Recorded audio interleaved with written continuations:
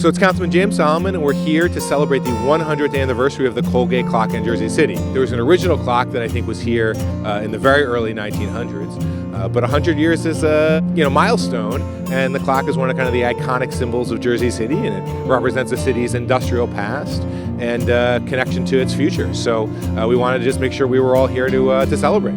It was raggedy, it was dilapidated.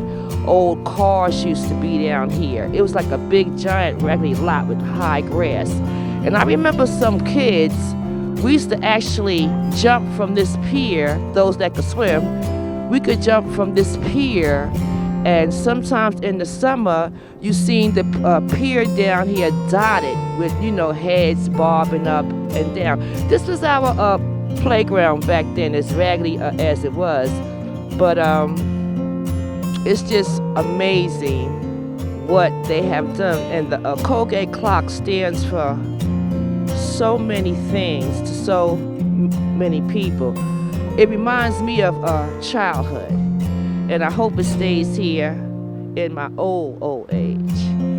Well, I think it's a valuable connection to the past of this city as a manufacturing hub. We don't make a lot of things here anymore, or even in this country anymore, although I think a lot of healthcare hygiene products and stuff still are.